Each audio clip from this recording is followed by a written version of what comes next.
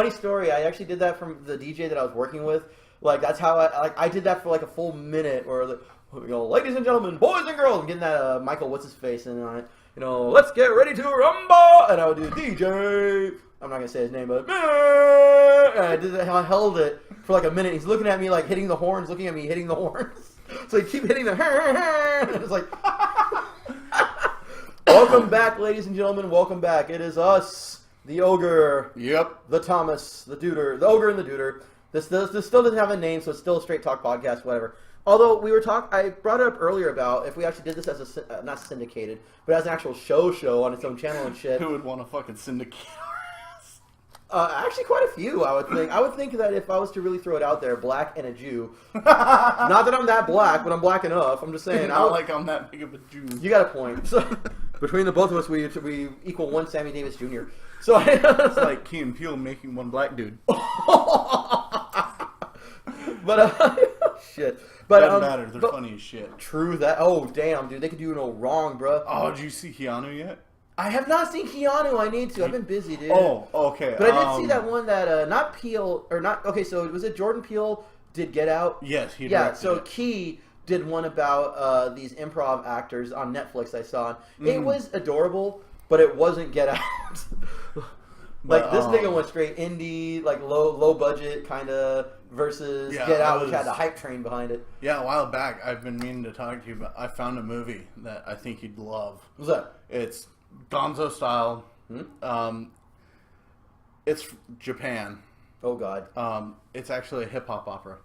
What? It's called Tokyo Tribe. Okay, no, I've read that manga. I know Tokyo Tribes.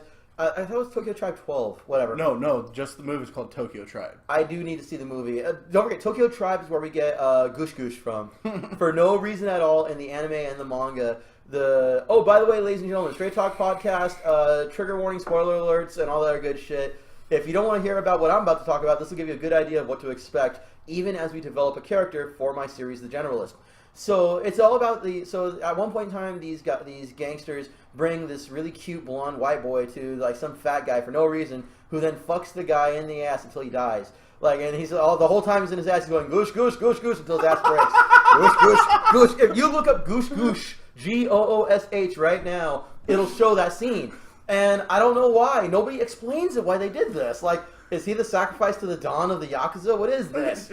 There's no reason given, and I don't remember there a reason being in the manga. It's just in there. So yeah, Goosh Goosh. They put a bit more sense to the movie.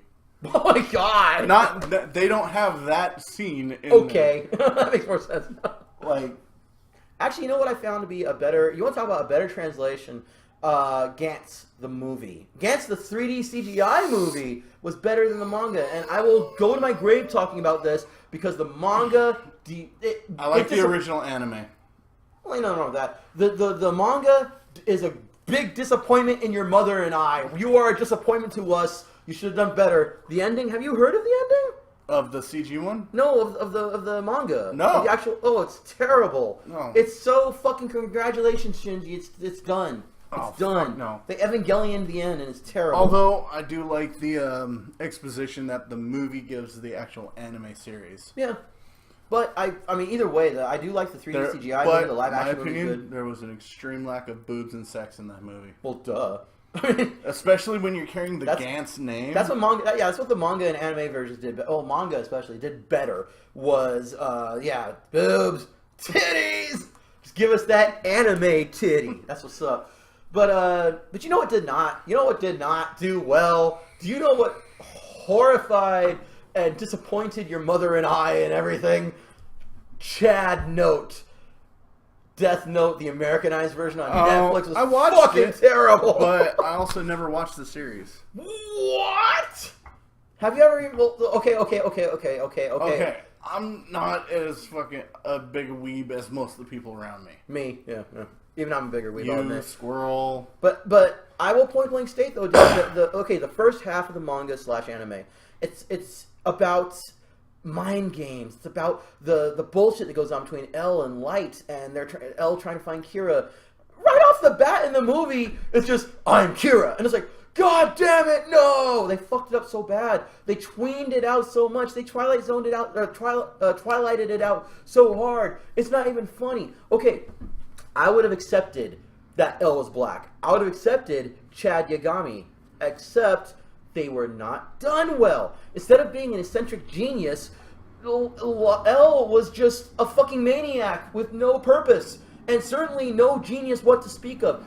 He had no real power. It was fucking disgusting. The fucking Chad Yagami bullshit. Oh my god. Do you realize how much... Okay, you don't know how much shit Misa had to go through between when Misa and Chad... When Misa and Light... I can call him Chad now. When Misa and Light first came across one another, there was such a battle of wits, of smarts. And there was all sorts of shit done, and yeah, she fucked up. He still figured out who she was. She figured out who he was without him, because there was certain bits of information that she left out that he did not know. And because of that, she had the upper hand for a while, the Shinigami Eyes, which doesn't even, I don't even remember that showing up in the fucking movie. Thank God for that. It almost, but you know what, this is neither here nor there, just on derail. You know what I'm glad did not show up in the movie, and that's in the very pilot of the manga. I only learned recently about the Death Eraser.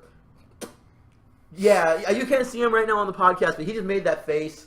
He made that, what the fuck? Grimace. You can't erase death. No, kind of a permanent that's the condition. point to the Death Eraser, is that after you kill someone, you can bring them back with the Death Eraser. So, thankfully, when the series began, they got rid of that. What if you write it in ink? What if is there death white out? I think so. But here's the other thing to consider is, what if you really hated somebody and you just were constantly killing them and erasing them and killing them and erasing? The only thing that really... The only two things that connected the Netflix Death Note movie to the Death Note series proper is Ryuk. Ryuk was done really well by Willem Dafoe. Yeah. But with Willem Dafoe is one of the greatest actors of our fucking time. Especially if you give him a creepy character like Ryuk. Ryuk. I mean, and he did. He was Ryuk. He was actually the best part about the Tobey Maguire Spider-Man one. Yeah, as Green Goblin. Yeah, for real. But that and the fact that there was a shit ton of rules to the Death Note. But even then, do you realize that the Death Note movie itself was pretty much, outside of being cancerous, it actually negated itself. The rules that were actually there that he didn't lie about were little things that they just fucked with towards the end. And it's like, it was such an ass pull, and it made no sense. There was nothing sensical about it. And that's what's so terrible about it, is that they took prime material. I'm not saying they should have done it exactly. Okay, I'm not saying that they shouldn't have taken artistic license with this material. The problem is they represented the material wrong. They did the material wrong. If they were going to do Light as a white boy, and I'll go there. If they're going to do Light as a white boy instead of a Japanese kid, fine. I have no trouble with this. If they're going to do Light as a black guy, I complained about it. But honestly, if they pulled it off... I agree. They did try hard it pretty bad because... Seattle. Yeah. Oh, yeah. But, you know, if they were going to do a Western adaptation of this, I am not going to have a problem with it so long as they do the source material props. So long as we got Light as a tortured, not tortured, but as a dark genius. Although he was tortured for a little bit in the beginning. But as a dark genius with a misplaced conception of justice. As long as they did Elle as an eccentric genius. Once again, that's the whole point to this fucking series. Instead, I'm Kira. Oh, okay. You want to bang? Yes, let's make out. That's exactly what the fucking movie did. And it was terrible. Mia, don't get me started on how they fucked her character up. I don't give a fuck. In the ass. I wish. Hey, she had a good booty, though. I'm just saying, it is bullshit what they did to these characters. And don't give me that, they made it for a Western audience. Fuck you. I just told you the tropes you needed to... I told you the tropes you needed to make... You can tell I'm a little burnt about this. I'm a little hype, a little bitter, a little mad. That's because it was done wrong. And it's so weird because I would expect that kind of shit from the Asylum. I would expect that shit from the Ark. I would expect that shit from Tromaville.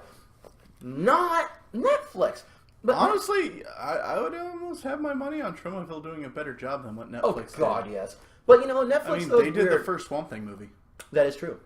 And they, of course, did Toxic Crusaders, Toxic Avengers, so...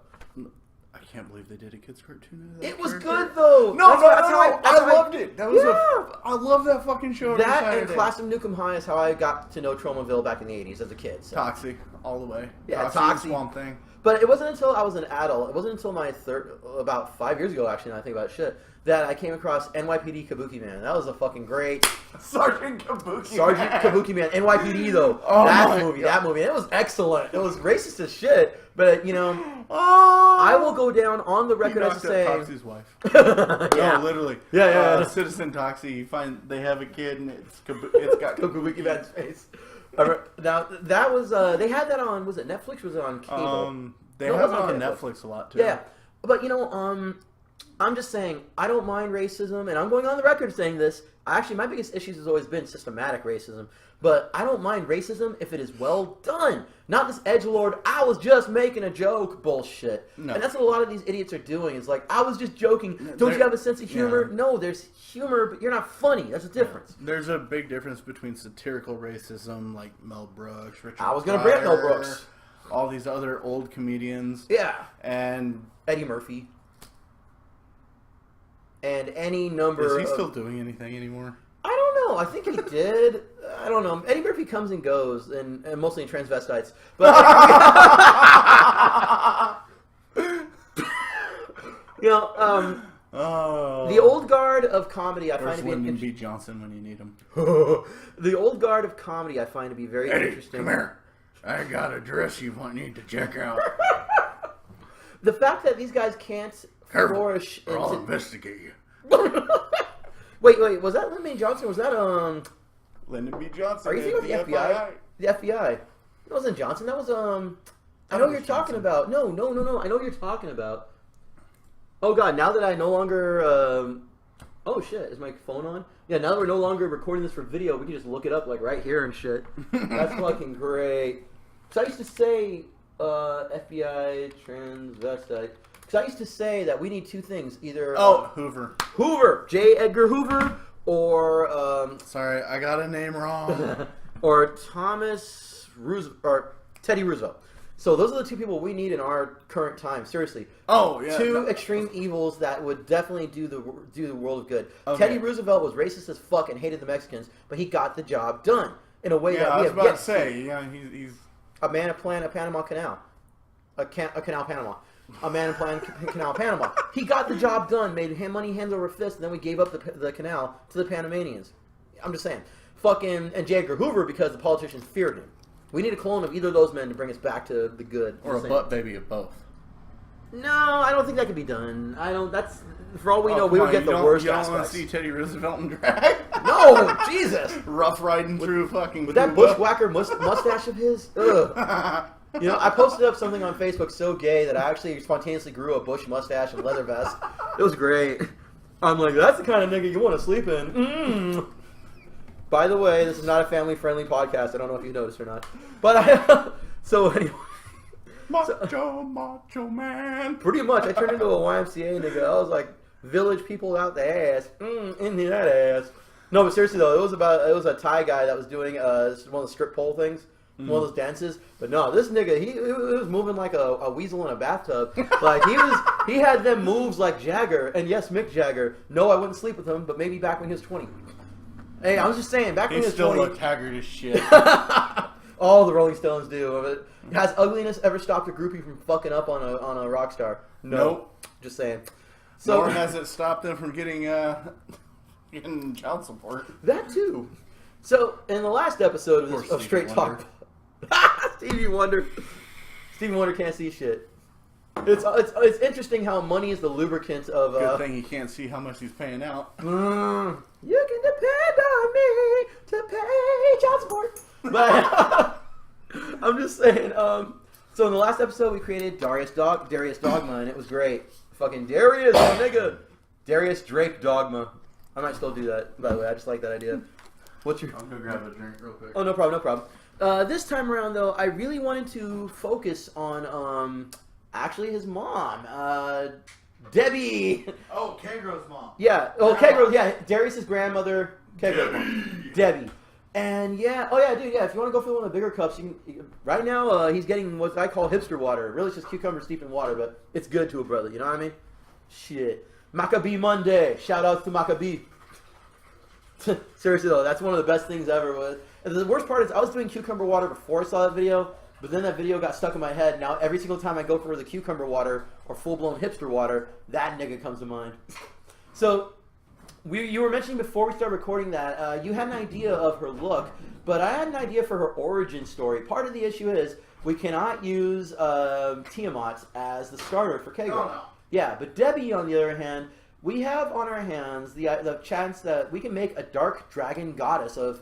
But what I really wanted to ask right off the bat, now, so in the Generalist and in Extreme Existence, the multiverse in general, it's actually important to know what kind of starter they have. Chaos or...